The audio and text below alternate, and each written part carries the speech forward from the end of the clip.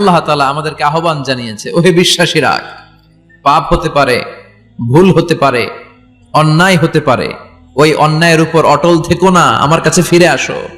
Come to your Lord, তোমার রবের দরবারে ফিরে আসো, ক্ষমার মতো ক্ষমা চাও, ক্ষমার মতো ক্ষমা চাইলে আমি সব ক্ষমা করে দেব। সুবহানাল্লাহ পড়েন। রব্বুল আলামিন বলেন, ইয়া আইয়ুহাল্লাযীনা আমানু তুবু ইলাল্লাহি তাওবাতান নাসুহা। ও বিশ্বাসীরা, ভুল করেছো, অন্যায় করেছো, পাপ করেছো, জুলুম করেছো, আমার কাছে ফিরে আসো, ক্ষমা চাও। ক্ষমার মতো ক্ষমা চাইলে সব গুনাহ মাফ করে দিতে পারে কে? পাপ নাই, গুনাহ করি নাই, এরকম কেউ আছি? কথা বলেন। কত পাপ করছি, কোনো হিসাব আছে? পৃথিবীর কেউ না জানলেও জানে কে? পৃথিবী না জানুক আমি তো জানি, আমি কি পাপ করেছি হায়।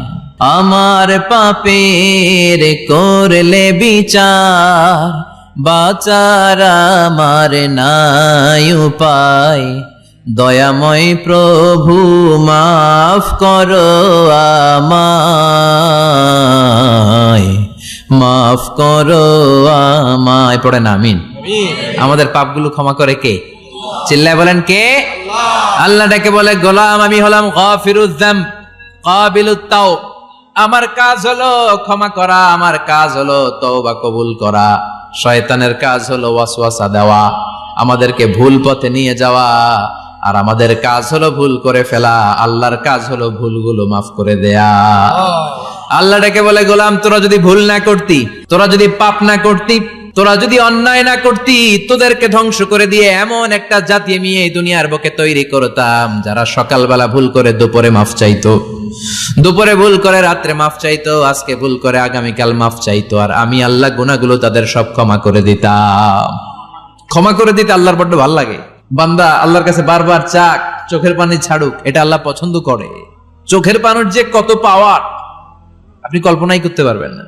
অনুশোচনার চোখের পানি চোখ বেয়ে নাকের ডগা পেয়ে জমিনে পড়ার আগেই আল্লাহ এই বান্দারে মাফ করে দেয়। বিশ্বনবী ডেকে বলে, ও আমার উম্মতেরা শোনো, আল্লাহর কাছে দুনিয়ার মানুষদের দুই ফোঁটা পানি সবচেয়ে প্রিয়। এক হলো জিহাদের ময়দানে রক্তের ফোঁটা, দুই হলো অনুতপ্ত বান্দার চোখের পানির ফোঁটা। কত ভুল আপনি করেছেন, কত অন্যায় আপনি করেছেন, কত পাপ আপনার হয়েছে, কত মিথ্যা আপনি বলেছেন, কয় ওয়াক্ত নামাজ ছেড়েছেন, কয় লাখ টাকা ঘুষ খেয়েছেন, কত যৌতুক আপনি খেয়েছেন, কত মিথ্যা আপনি বলেছেন। আপনার পাপ যত বড় হোক, যত বিশাল হোক, যত বেশি হোক, আল্লাহর দয়ার পরিসীমা তার চাইতেও বড়। আপনার পাপ, আপনার অন্যায়, আপনার জুলুমগুলো যদি হয় খালের পানির সমান, বিলের পানির সমান, আল্লাহর দয়া সাগরের পানির সমান। আপনার পাপ যদি হয় সাগরের পানির সমান, আল্লাহর দয়া মহাসাগরের পানির সমান। আপনার পাপ আর অন্যায় যদি হয় পাহাড়ের সমান, আল্লাহর দয়া আকাশের সমান। আপনার পাপ যদি হয় আকাশের সমান, আল্লাহর দয়া আরশের সমান। এজন্য আল্লাহ বললেন, ইয়া আইয়ুহাল্লাযীনা আমানু তুবু ইলাল্লাহি তাওবাতান নাসুহা।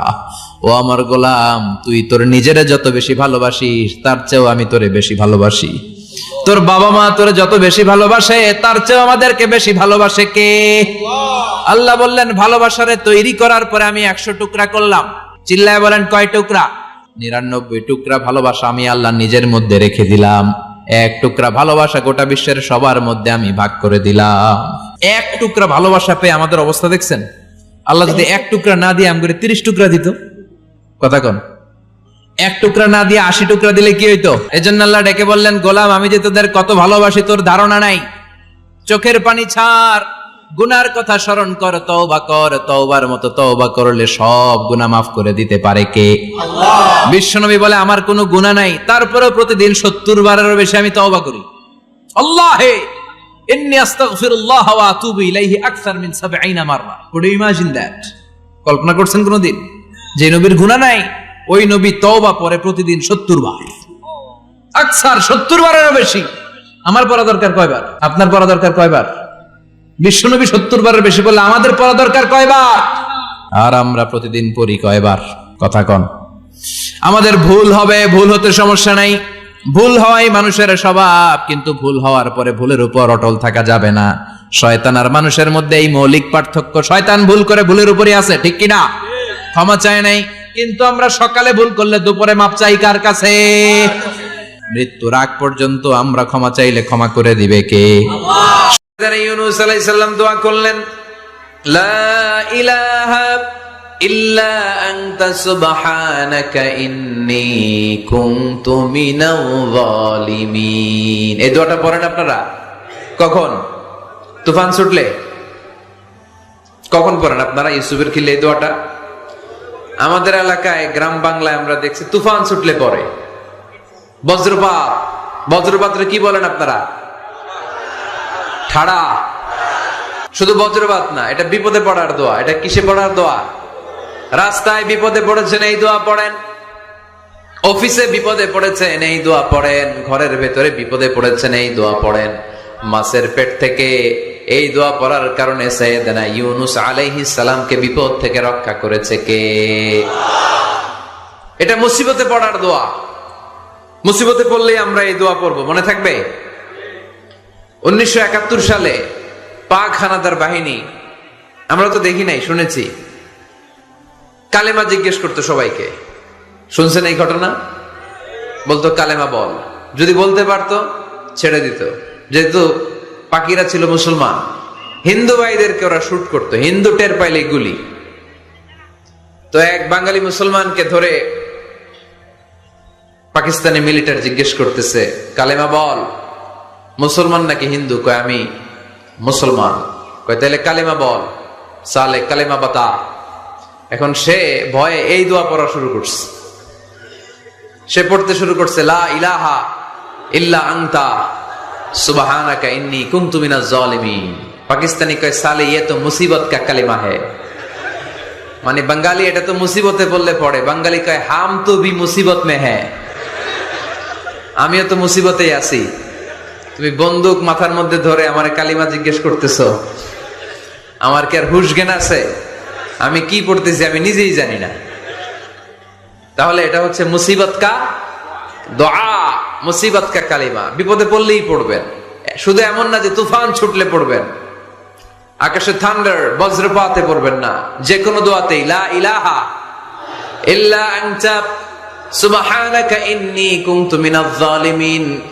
লা ইলাহা, কোনো মাবুদ নাই, ইলাহা নাই, ইল্লা আনতা, আল্লাহ তুমি ছাড়া কোনো উপাস্য নাই, সুবহানাক, তুমি পবিত্র, ইন্নী কুনতু মিনাজ জালিমিন, আমি জালিমদের অন্তর্ভুক্ত। ঠিক কি না?